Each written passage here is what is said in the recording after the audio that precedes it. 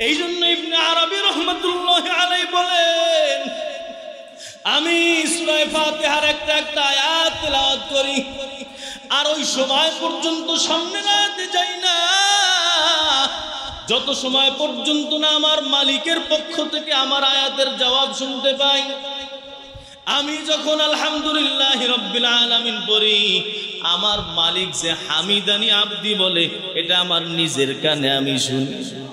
ওরে বাবাজিরা, আজকে তোমার আমার কি হালাত! হেদায়েত নাই, যার কারণে ভিতর বাহির সবগুলা আমার অন্ধকার। হেদায়েত যদি থাকতো ওই সূরা ফাতিহার মধ্যেই আমার মালিকের সাথে সাক্ষাৎ হয়ে যাইত। ইবনে আরবী বলেন, আমি এই জবাব শোনার পর সামনে আগাই আর রহমানির রহিম পড়ি, তখন আমি কানে কানে শুনতে পাই আমার মালিক বলে, আসনা আলাইয়া আব্দি, আমার আল্লাহ আমার প্রত্যেকটা কথার জবাব দেয়। তারপরে আমি সামনের দিকে আগাই। কিন্তু আপনার আমার নামাজের মধ্যে চিন্তা চেতনা নাই, ঠিক কিনা বলে? অথচ এই হেদায়েত ছাড়া আপনার আমার দুনিয়া পুরাটাই অন্ধকার। সিরাতাল মুস্তাকিম, ইহদিনাস সিরাতাল মুস্তাকিম, হে আল্লাহ আপনি আমাকে সঠিক রাস্তা দেখান। এখন হেদায়েত কেমনে পাবো, সঠিক রাস্তা কেমনে পাবো? আল্লাহ তাআলার পরে বলছে, সিরাতাল আম্মা বা'দু ফাআউযু বিল্লাহি মিনাশ শাইতানির রাজীম। বিসমিল্লাহির রহমানির রহিম। اهدنا الصراط المستقيم صراط الذين أنعمت عليهم غير المغضوب عليهم ولا الضالين. صدق الله مولانا العظيم وصدق رسوله النبي الكريم ونحن على ذلك لمن الشاهدين والشاكرين والحمد لله رب العالمين. سبحانك لا علم لنا إلا ما علمتنا إنك أنت العليم الحكيم. رب اشرح لي صدري ويسر لي أمري واحلل عقدة من لساني يفقه قولي وبك نستعين يا مستعان.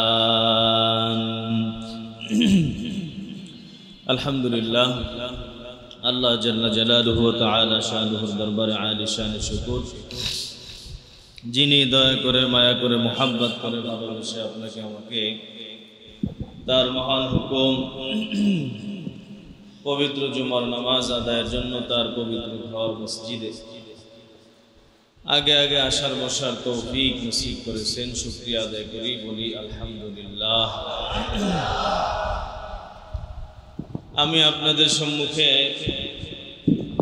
সূরা ফাতিহার শেষের কিছু আয়াত তেলাওয়াত করেছি, যে সূরা ফাতিহা আমরা সকলেই আমাদের পরিচিত। এই শেষ দিকে আয়াতের সূরার শেষে আল্লাহ তাআলা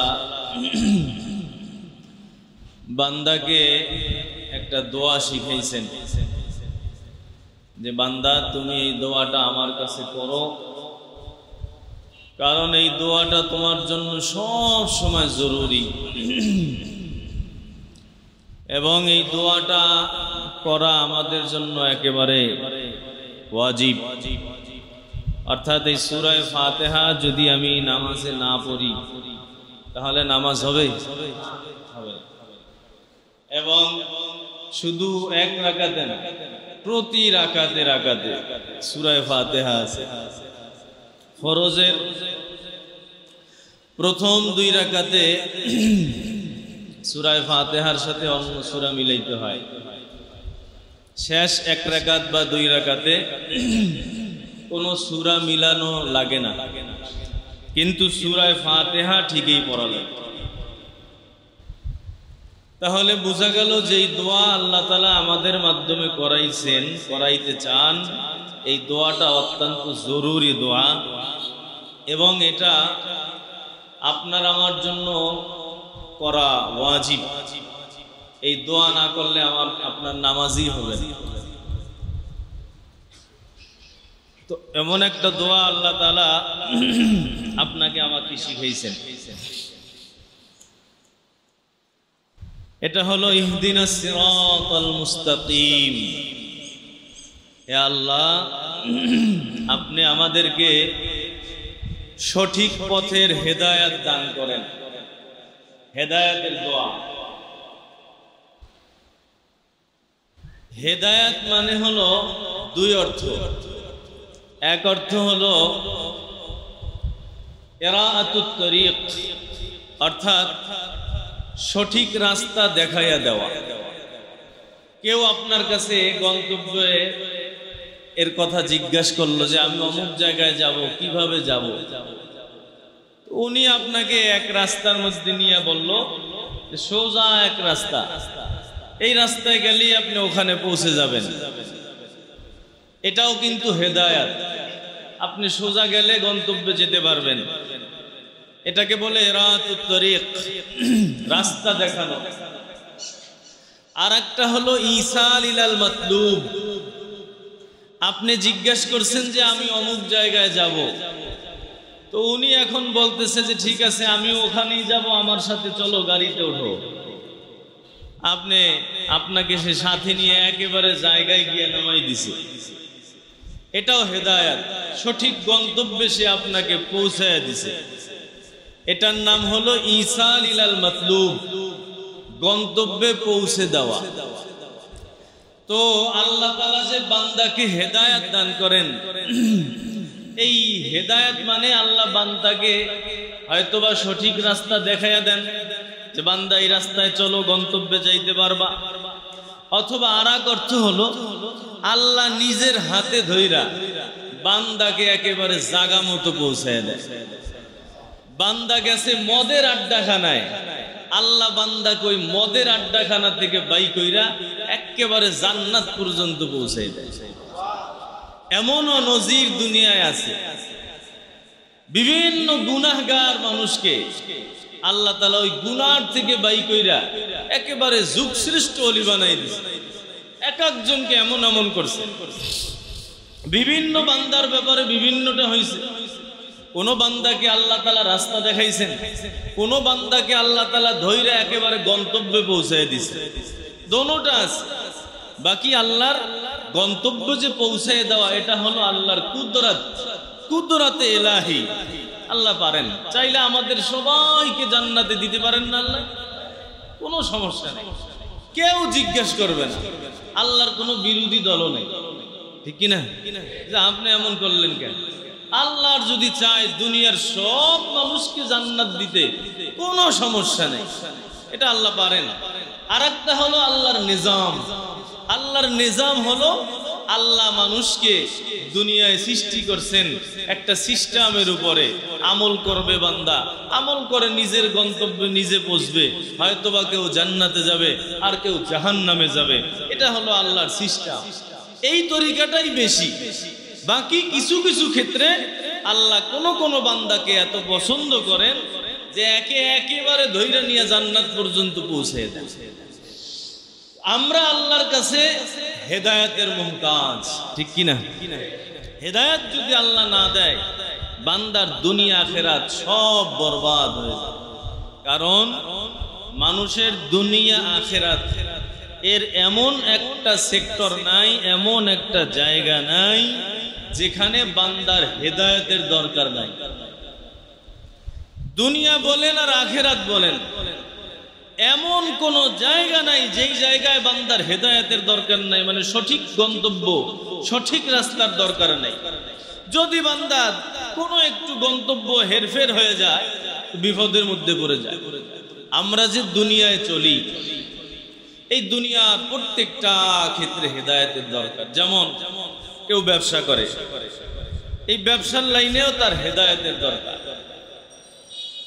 যদি ব্যবসার লাইনে সে হেদায়েত না পায় তাহলে হয়তোবা সে হারাম ব্যবসা করবে, না হইলে সে গুনাহের ব্যবসার মধ্যে জড়িয়ে যাবে, অথবা সে ব্যবসার মধ্যে লস খাবে, অথবা সে ব্যবসার মধ্যে প্রতারণার শিকার হবে। সুতরাং ব্যবসা যে করবে মানুষ, এই ব্যবসার মধ্যেও মানুষের হেদায়েতের দরকার আছে। চাকরি করে, চাকরির ক্ষেত্রে যদি সে হেদায়েত না পায় তার এই চাকরি তার জন্য বিপদের কারণ হয়ে যাবে, হয়তোবা দুনিয়ায় না হয় আখিরাতে। এই চাকরি তার জন্য ভালো ফল বয়ে আনবে না, এই চাকরি তার জন্য ধ্বংসের কারণ হয়ে যাবে। আর যেই চাকরির মধ্যে সে হেদায়েত পেয়ে যাবে তার এই চাকরি তার জন্য মঙ্গলের কারণ হবে। মানুষের প্রত্যেকটা ক্ষেত্রে, প্রত্যেকটা অঙ্গ প্রত্যঙ্গের ক্ষেত্রে হেদায়েত জরুরি। আমি এই যে কথা বলতেছি, আমার কথার মধ্যে যদি হেদায়েত না থাকে এই কথা মানুষকে জাহান্নামের দিকে নেবে, আমাকে জাহান্নামের দিকে নেবে। আমি যেখানে কথা বলবো ওখানে ফিতনা সৃষ্টি হবে। সুতরাং কথার মধ্যেও হেদায়েত আছে, সোজা রাস্তা, ডানেও যাওয়া যায়, বামেও যাওয়া যায়, আবার সঠিক রাস্তায়ও যাওয়া যায়। আমার জবানের ক্ষেত্রে যদি হেদায়েত না থাকে, আমার মুখের মধ্যে যদি হেদায়েত না থাকে, আমার মুখ উল্টা পাল্টা চলবে, ঠিক কিনা? যার জবানের মধ্যে হেদায়েত আছে ওর জবান থেকে মালিকের প্রশংসা বের হবে, মালিকের কোরআনের তেলাওয়াত বের হবে, এর জবান থেকে মালিকের জিকির বের হবে, তওবা ইস্তিগফার বের হবে। ভুল করছে মালিকের কাছে ক্ষমা চাবে, অন্যায় অপরাধের জন্য নিজেকে অনুতপ্ত মনে নিজে অনুতপ্ত হবে। যার জবানটা হেদায়েতের উপরে আছে ওই মানুষের জবানটা উল্টা পাল্টা চলবে না, সমালোচনায় লিপ্ত হবে না, ওর জবানটা গালিগালাজ করবে না। যার জবানটা হেদায়েতের উপরে আছে ওর জবানটা মিথ্যা কথা বলবে না, ওর জবানটা মিথ্যা সাক্ষ্য দেবে না। যার জবানটা হেদায়েতের উপরে আছে এর জবানের মাধ্যমে কারো উপর জুলুম অত্যাচার হবে। আর যদি আপনার আমার জবান হেদায়েতের উপরে থাকে, জিন্দেগিতেও কেউ একটা গীবাত বের করতে পারবে।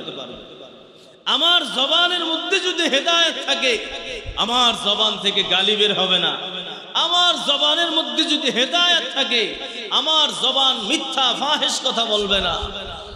জবানের মধ্যেও হেদায়েত জরুরি। এজন্য মালিক এই নামাজের মধ্যে দোয়া শিখাইছেন, ইহদিনাস সিরাতাল মুস্তাকিম। হে আল্লাহ, তুমি আমাকে সঠিক রাস্তা দেখাও, সঠিক গন্তব্যে পৌঁছে দাও। এই সঠিক রাস্তা শুধু এক দিক থেকে না, সব দিক থেকে আমার জবানের ক্ষেত্রে হেদায়েত দাও।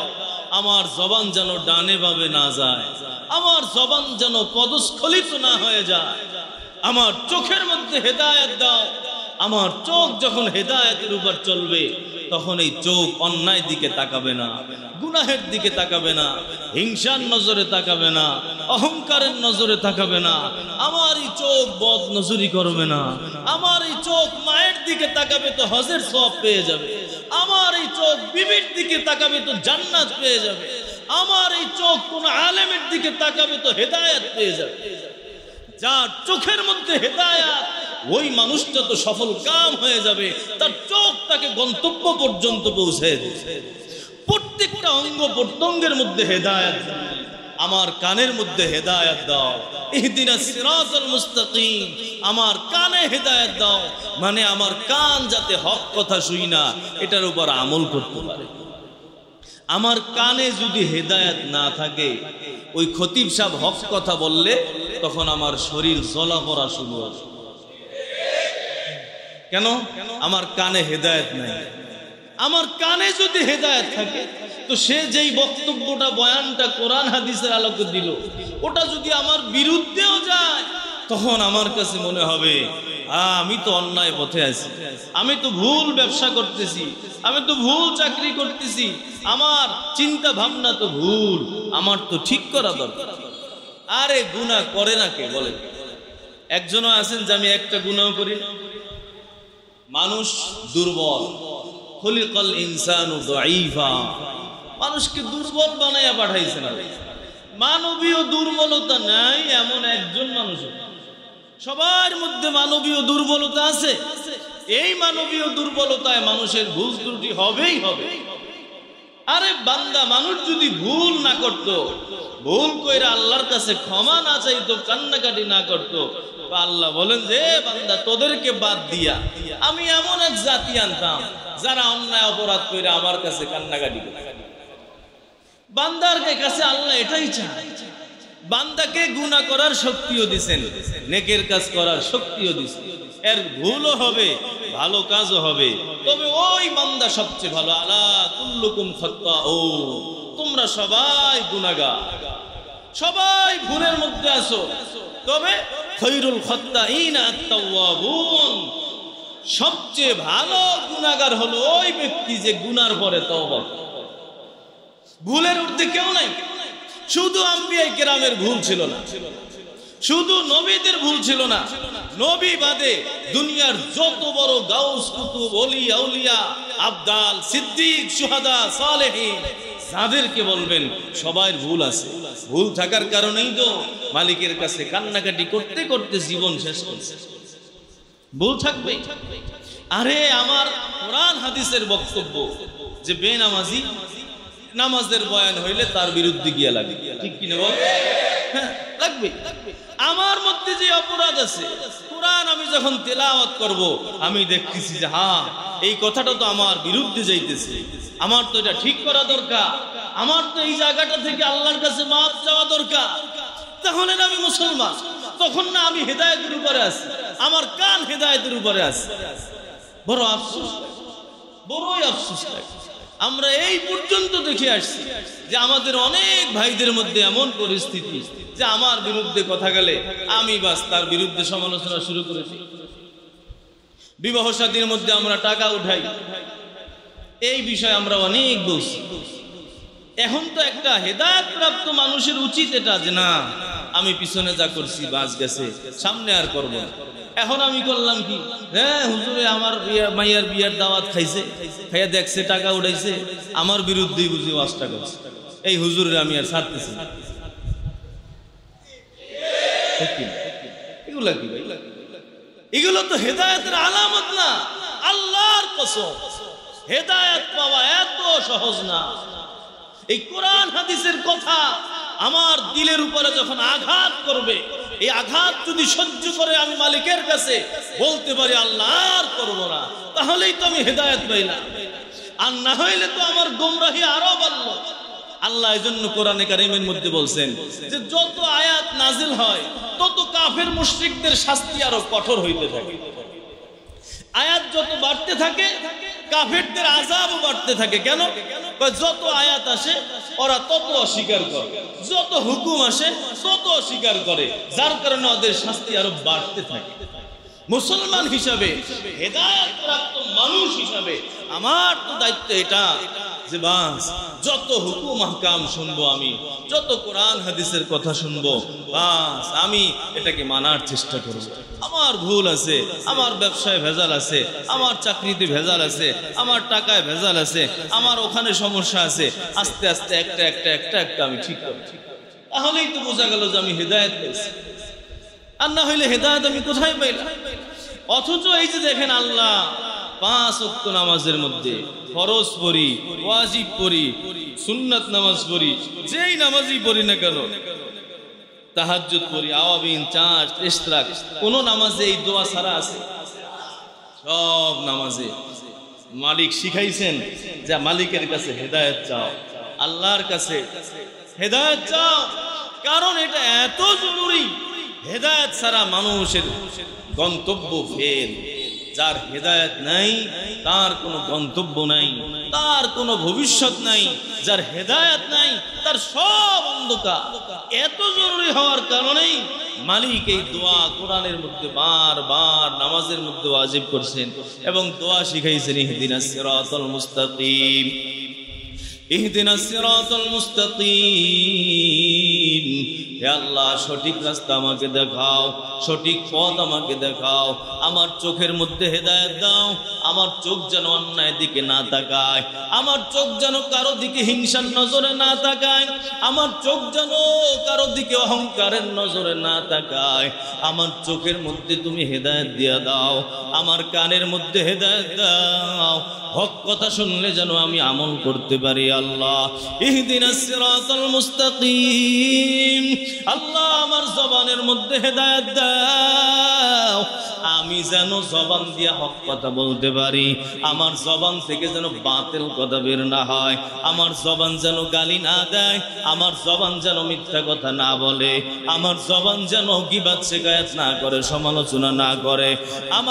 আমার তুমি আমার মস্তিষ্কের মধ্যে হেদায়েত দান করো, আমার মেধা শক্তির মধ্যে হেদায়েত দান করো। আল্লাহ আমার চিন্তা শক্তির মধ্যে হেদায়েত দাও, আমার চিন্তা শক্তি যেন অন্য খারাপ দিকে না যায়, আমার কল্পনা যেন খারাপ দিকে না যায়, আমি যেন তোমার ব্যাপারে খারাপ চিন্তা না করি, আমি যেন মানুষের ব্যাপারে খারাপ চিন্তা না করি। আমাকে তুমি হেদায়েত দান করে দাও। আল্লাহ আমার হাতের মধ্যে হেদায়েত দাও, ইহদিনাস সিরাতাল মুস্তাকিম। আমার হাতের মধ্যে হেদায়েত দাও, আমার হাত যেন অন্যায় দিকে না যায়, অন্যায়ের পথে না যায়। আমার পায়ের মধ্যে হেদায়েত দাও, পা যেন অন্যায়ের দিকে না আগায়। আমার পেটের মধ্যে হেদায়েত দাও, আমার পেটের মধ্যে হারাম জিনিস যেন না ঢোকে। আমরা আল্লাহর কাছে বলতেছি ইহদিনাস সিরাতাল মুস্তাকিম। এই কথার মধ্যেই তো সব আছে। হে বাবাজিরা, আমাদের মুফতি তাকি উসমানী দামাত বারাকাতুহুম বলেন, বান্দা যখন তুমি ডাক্তার দেখাইতে যাবা, ওই ডাক্তার দেখানোর ক্ষেত্রেও হেদায়েত পাওয়া জরুরি। ডাক্তার দেখানোর ক্ষেত্রে যদি হেদায়েত না পাও, তুমি হাতুড়ে ডাক্তারের কাছে চইলা যাবা, এমন ডাক্তারের কাছে যাবা যেই ডাক্তার তোমাকে ভুল ঔষধ দিয়ে দিবে, যেই ডাক্তার তোমার মৃত্যুর কারণ হয়ে দাঁড়াবে। তুমি তোমার রোগ হয়ে গেছে, ডাক্তার দেখাবা, এখানেও মালিকের কাছে বলো, ও মালিক তুমি আমাকে সঠিক ডাক্তারের হেদায়েত দিয়া দাও, আমাকে তুমি সঠিক ডাক্তারের দিকে পথ প্রদর্শন করো। ডাক্তার যে ঔষধ লিখবে, ঔষধ লেখার ক্ষেত্রেও ডাক্তারের হেদায়েত জরুরি। যদি হেদায়েত না থাকে, ভুল ভ্রান্তি ঔষধ লিখে দেবে। ডাক্তার যদি ঘুষ খায়, ওই পচা কোম্পানির ঔষধ লিখে দিবে। ডাক্তার যদি হেদায়েত না পায়, আপনার জন্য যেটা ভালো ঔষধ সেটা তার জেহেনে আসবে না রে বাবা। সব ক্ষেত্রে হেদায়েত জরুরি। ওই যে বিবাহ শাদী করবা, ওরে যুবক, ওই বিবাহ শাদীর ক্ষেত্রে হেদায়েত জরুরি। মালিকের কাছে দোয়া করো, আল্লাহ আমি যে বিবাহ করতে যাইতেছি, আল্লাহ হেদায়েত তুমি এই ক্ষেত্রে আমাকে দান করো, না হইলে তো বড় আযাব। খারাপ মহিলা যদি তোমার তকদিরে পড়ে যায়, তোমার দুনিয়াটাই তো জাহান্নাম হয়ে যাবে। দুনিয়ার এমন কোন সেক্টর নাই যেই সেক্টরে হেদায়েত জরুরি না। আল্লাহর কসম, আমার মালিক তোমার আমার মঙ্গল চায়, এই জন্যই তো মালিক এই দোয়াটা তোমাকে আমাকে পড়া ওয়াজিব করে দিয়েছেন, এবং এমন ভাবে করছেন কোন নামাজ এই দোয়া ছাড়া তোমার আমার কবুল হবে না। অথচ তোমার আমার হালাত কি, তুমি আমি এই দোয়াটা করতেছি কিন্তু তোমার আমার কোনো খবর নাই। নামাজে দাঁড়াইলাম, এর মানে হলো একটা অটো সুইচ দিলাম, ওই সুইচ চলতেছে, সূরা ফাতিহা কখন শেষ কোনো খবর নাই। আর একটা সূরা মিলাইলাম, খবর নাই। 4 রাকাত নামাজ শেষ করে সালাম ফিরাইলাম, কোনো খবর নাই। কি বললাম কি বললাম না, রুকুতে গেলাম, সিজদায় গেলাম, সব অটো চালু হয়ে গেল। আল্লাহর কসম, এই অটো নামাজ দিয়া মালিকের দরবারে হেদায়েত পাওয়া যাবে না।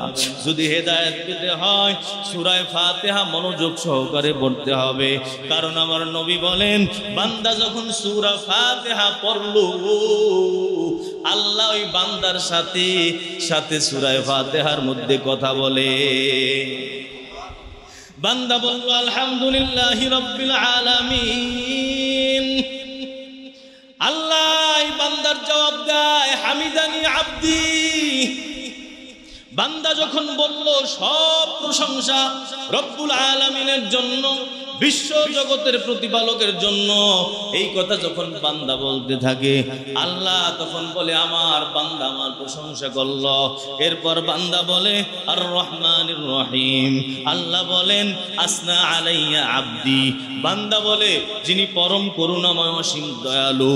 আল্লাহ জবাব দেয় আমার বান্দা তো আমার প্রশংসা করল। এরপর বলে মালিক ইয়াউমিদ্দিন, বান্দা যখন মালিক ইয়াউমিদ্দিন বলে আমার বান্দা, আল্লাহ বলেন মাজ্জাদানি আব্দি, আমার বান্দা আমার বরাত্ব বয়ান করলো, আমার বান্দা আমাকে বড় বানাইলো। মালিক ইয়াউমিদ্দিন বলার পর আমার আল্লাহ জবাব দেয় মাজ্জাদানি আব্দি। এরপর বান্দা যখন বলে ইয়্যাকা না'বুদু ওয়া ইয়্যাকা নাস্তাঈন, আল্লাহ তাআলা বলে হাযা বাইনি ওয়া বাইনা আব্দি, বান্দা বলছেন ইয়্যাকা না'বুদু, হে আল্লাহ আমরা তো আপনারই ইবাদত করি, ওয়া ইয়্যাকা নাস্তাঈন, আপনার কাছে আমরা সাহায্য চাই। আল্লাহ তাআলা বলেন এই বাক্যটা আমার জন্য এবং আমার বান্দার জন্য, অর্থাৎ ইয়্যাকা না'বুদু তোমারই ইবাদত করি, এই শব্দটা একমাত্র আল্লাহর জন্য। ইবাদত আল্লাহ ছাড়া দ্বিতীয় কারো জন্য করা যায় না। ওয়া ইয়্যাকা নাস্তাঈন এই শব্দটা হলো বান্দার জন্য। বান্দা আল্লাহর কাছে চাইতেছে আল্লাহ আমি তোমার কাছে সাহায্য চাই, তোমার সাহায্য ছাড়া চলতে পারবো না, তোমার সহযোগিতা ছাড়া আমি অচল। আল্লাহ বলে এটা আমার বান্দার অংশ। এরপর মালিক বলেন ওলে আব্দি মা সাআল, আমার বান্দা এখন আমার কাছে যা চাইবো আমি আমার বান্দাকে সেইটা দিয়ে দিব। এরপরই বান্দা বলে ইহদিনাস সিরাতাল মুস্তাকিম, ও আল্লাহ তুমি তো বলছো আমি তোমার কাছে যা চাইবো তুমি তাই দিবা, আমি তোমার কাছে চাইতেছি তুমি আমাকে সব লাইনে হেদায়েতের রাস্তা দেখায়া দাও।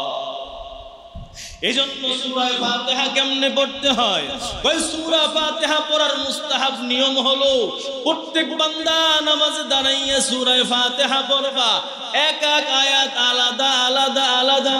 আলহামদুলিল্লাহি রাব্বিল আলামিন থামলাম, আর রহমানির রহিম থেমে গেলাম, মালিক ইয়াউমিদ্দিন থেমে গেলাম।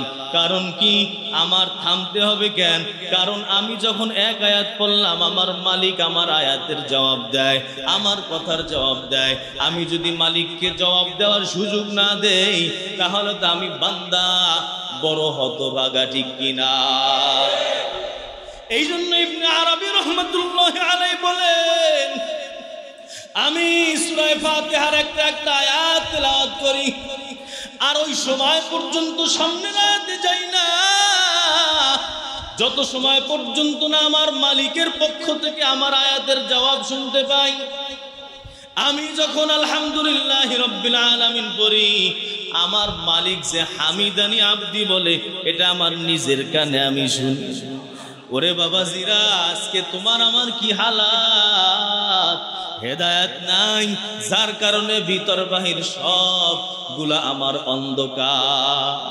হেদায়েত যদি থাকতো ওই সূরা ফাতিহার মধ্যেই আমার মালিকের সাথে সাক্ষাৎ হয়ে যাইত। ইবনে আরবী বলেন আমি এই জবাব শোনার পর সামনে আগাই আর রহমানির রহিম পড়ি, তখন আমি কানে কানে শুনতে পাই আমার মালিক বলে আসনা আলাইয়া আব্দি, আমার আল্লাহ আমার প্রত্যেকটা কথার জবাব দেয়। তারপরে আমি সামনের দিকে আগাই। কিন্তু আপনার আমার নামাজের মধ্যে চিন্তা চেতনা নাই, ঠিক কিনা বলে? অথচ এই হেদায়েত ছাড়া আপনার আমার দুনিয়া পুরাটাই অন্ধকার। সিরাতাল মুস্তাকিম, ইহদিনাস সিরাতাল মুস্তাকিম, হে আল্লাহ আপনি আমাকে সঠিক রাস্তা দেখান। এখন হেদায়েত কেমনে পাবো, সঠিক রাস্তা কেমনে পাবো?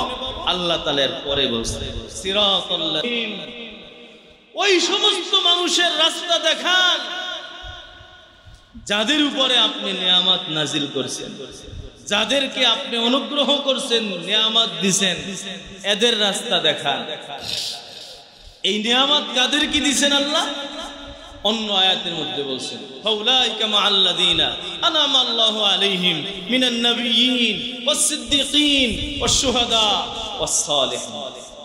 নিয়ামত কারা কারা পাইছে? আল্লাহ তাআলা বলেন নিয়ামত পাইছে হলো নবী যারা এরা মিনান নাবিয়্যিন, 2 নম্বর হলো সিদ্দীকিন, সিদ্দিক যারা এরা নিয়ামত পাইছে, 3 নম্বর শুহাদা, 4 নম্বর সালেহিন।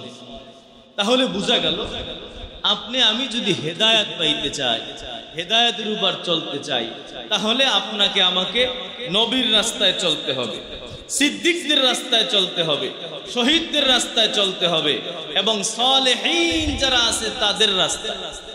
এদের রাস্তার এই 4 শ্রেণীর মানুষের রাস্তার বাহিরে আর হেদায়েত নাই। এদের রাস্তা কোনটা? নবীদের রাস্তা কি বলেন? নবীদের রাস্তা কি মানুষে মানুষে শত্রুতামি করা? নবীদের রাস্তা কি একে অপরের উপর জুলুম করা? না, দুনিয়ার যত অন্যায় অপরাধের বিরোধী হলো নবীরা।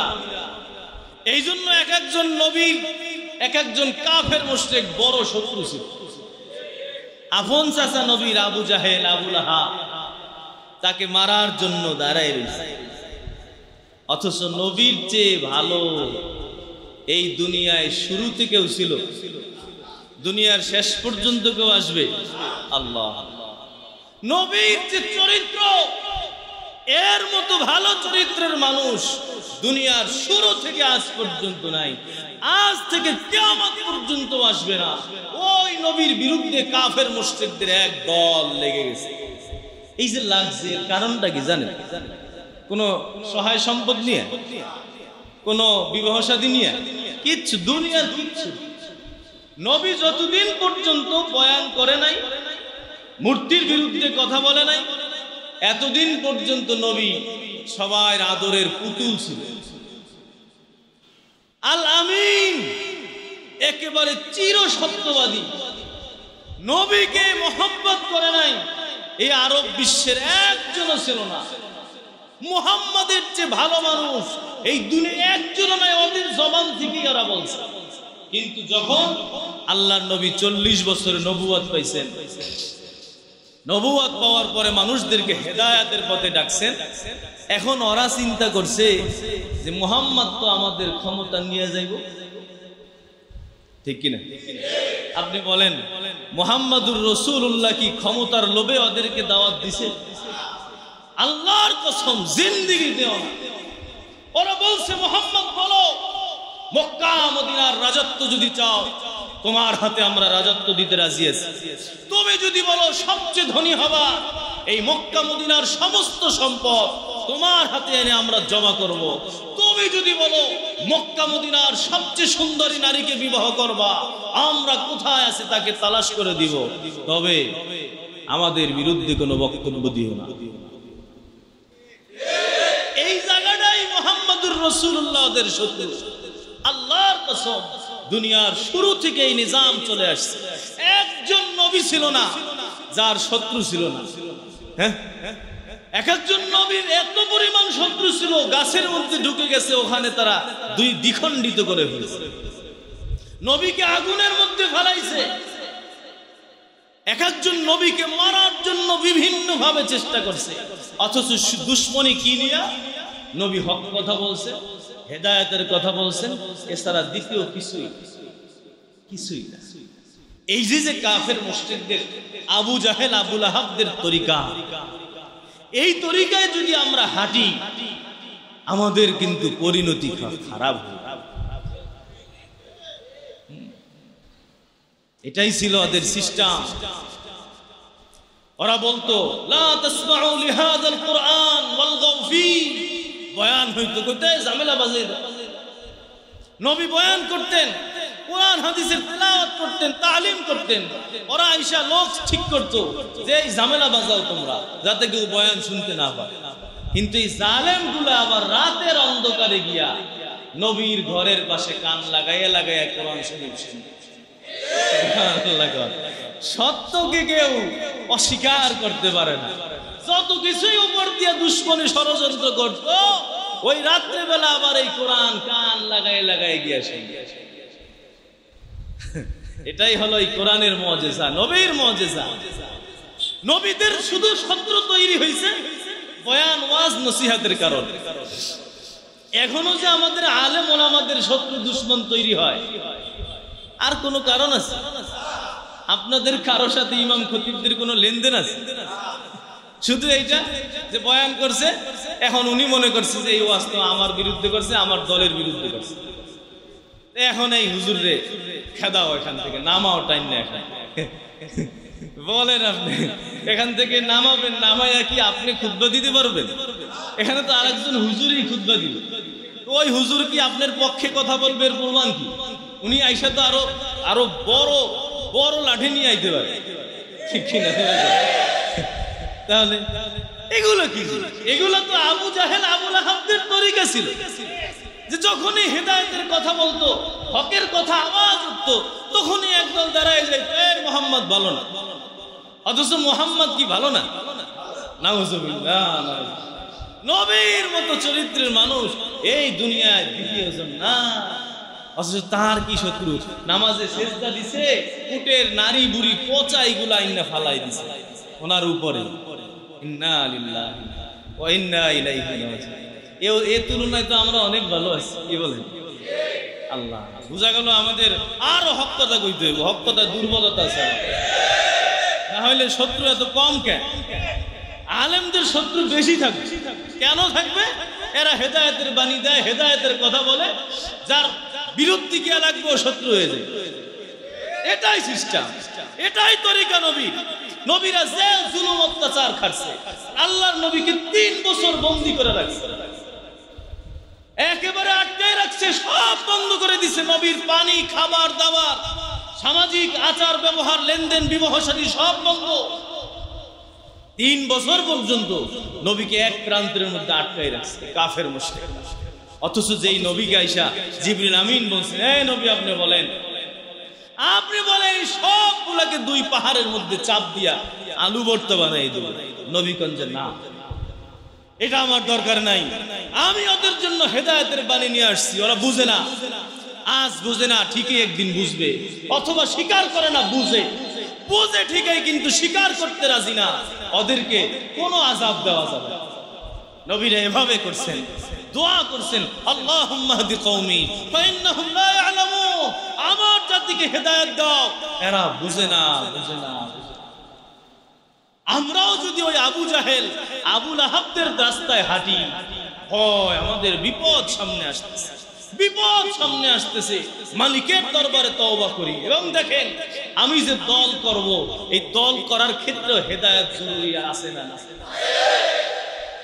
দল করার আগে আল্লাহর কাছে কইতে হবে, ইহদিনাস সিরাতাল মুস্তাকিম, হে আল্লাহ, আমি অমুক দলে যোগ দিতে চাইতেছি, আমাকে এই দলে যোগ দেওয়ার ক্ষেত্রে আপনি হেদায়েত দান করেন।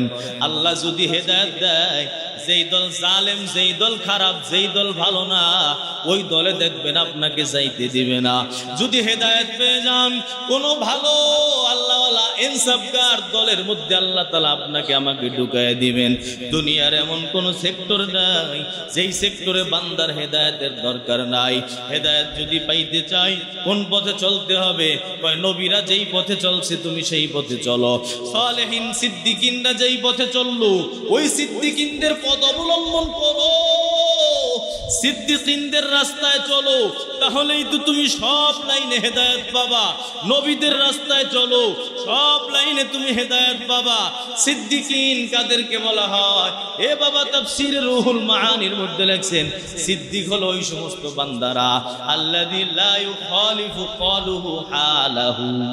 সিদ্দিকের এক ব্যাখ্যা, 1 নম্বর ব্যাখ্যা, যার বাহির আর ভিতর এক। আল্লাযী লা ইউখালিফু ক্বালুহু হালাহু, যার মুখের কথা আর যার বাস্তব অবস্থা ভিন্ন হয় না, এ হলো সিদ্দিক। এক ব্যাখ্যা, অর্থাৎ মুখে তো একটা বলতেছে, বাহ্যিক লিবাস পোশাক একেবারে আল্লাহওয়ালা, পুরা সুন্নতি দাড়ি, টুপি, জুব্বা সব আছে, কিন্তু ভিতরটা আছে না নাই? আমার বাহিরের লেবাস যেমন, আমার ভিতরের লেবাসটাও তেমন। আমার দিকে বাহিরের একটা মানুষ তাকাইলে মনে করে যে কত ভালো আল্লাহওয়ালা, একেবারে বুজুর্গ সুন্নতি মানুষটা, মানুষ যেমন আমার বাহিরকে ভালো মনে করে, ওই মানুষগুলাই যেন আমার ভিতরকেও ভালো মনে করে যে না, এই মানুষটা আসলেও এর খালি লেবাস পোশাক ভালো না, হ্যাঁ, আমার নামাজ কত সুন্দর, ইবাদত কত সুন্দর, কিন্তু আমার অন্তরটা বড় কালা। তাহলে আমি সিদ্দিকীদের কাতারে দাঁড়াইতে পারবো। সিদ্দিকের পথ যদি অবলম্বন করি আল্লাহ হেদায়েত দিবেন। এক নম্বর ব্যাখ্যা হলো আল্লাযী লা ইউখালিফু ক্বালুহু হালাহু, যার কথা এবং যার অবস্থা বিপরীত হয় না। এটা চলে তো সেন্টার। দুই নম্বর বলছেন আল্লাযী লা ইয়াতাগায়্যারু বাতিনুহু মিন যাহিরিহি। সিদ্দিক কাকে বলা হয়? বাহ্যিক পরিস্থিতি পরিবেশের কারণে যার ভিতর কখনো পরিবর্তন হয় না। অর্থাৎ নামাজে আসছি, এখন আমি মনে করেন টুপি পাঞ্জাবি সব লাগাইছি, একটু পরে আবার এক জায়গায় দাওয়াত খাইতে যাবো, ওইখানে যাওয়ার সময় আমার টুপি শেষ, পাঞ্জাবি শেষ, প্যান্ট শার্ট পইরা ওখানে গিয়ে আবার নাচানাচি শুরু করে দিলাম। রাগ করেন না, এমন আমাদের অনেকের হালাত আছে। এই যে পরিবর্তন হয়ে গেল, এটাই বোঝা গেল আমি মিথ্যাবাদী। সিদ্দিক মানে সত্যবাদী। সত্যবাদী কাকে বলে? কয় যার আগের হালাত আর পরের হালাত কোনো পার্থক্য নেই। অর্থাৎ আমার ভিতরটাও যেমন, আমার জহিরটাও তেমন। লা ইয়াতাগায়্যারু বাতিনুহু মিন যাহিরিহি, এ হলো আরেক ব্যাখ্যা। অর্থাৎ বাহ্যিক হালাতের কারণে ভিতর পরিবর্তন হয় না। অথবা এমন বাংলাদেশে ছিল, এখন বাস নামাজ পড়তো, সব দাড়ি টুপি ছিল, আমেরিকায় গেছে, এখন সব পাল্টে গেছে, ওখানের পরিবেশের সাথে গিয়ে মিলে গেছে। এ সিদ্দিক না, সত্যবাদী না, মিথ্যাবাদী। সিদ্দিক যদি হয়, সে যেই পরিবেশেই যাক না কেন তার আমল কোনোদিন, যেই পরিবেশে যাক না কেন সে পরিবর্তিত কোনোদিন হবে না।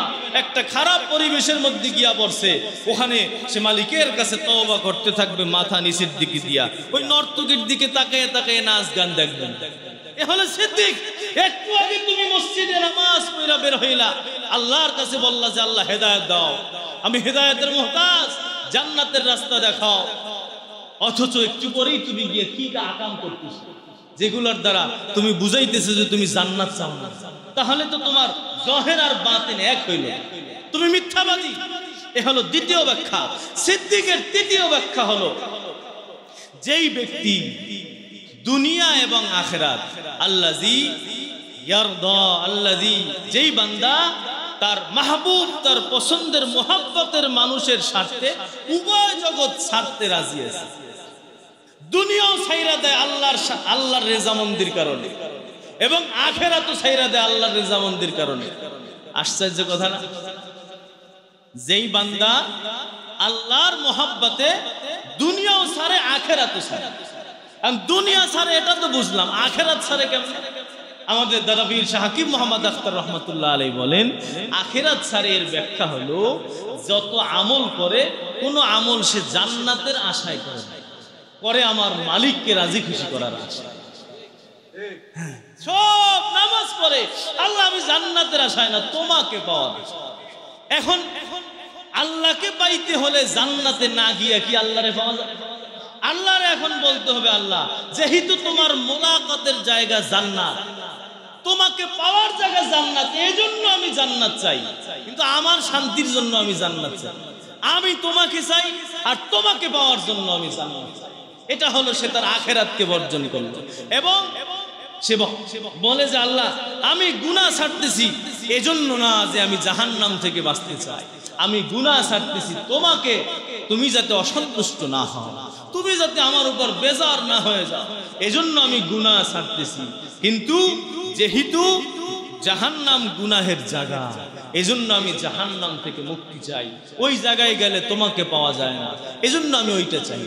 তাহলে 3 নম্বর ব্যাখ্যা হলো যেই বান্দা উভয় জগৎকে তার মোহাব্বতের মাহবুবের জন্য, আল্লাহর মোহাব্বতে উভয় জগৎ ছেড়ে দেয়, দুনিয়াও কোনো স্বার্থের কারণে হারামের মধ্যে যায় না, অন্যায় পথে যায় না, হালাল ভাবে যতটুকু রিজিক আল্লাহ দেয় ওইটার উপরেই সন্তুষ্ট, এবং আখিরাতের আমলও ওই জান্নাত জাহান্নামের জন্য করে না, একমাত্র আল্লাহর জন্য করে। তাহলে সিদ্দিকের এই তিনটা ব্যাখ্যা।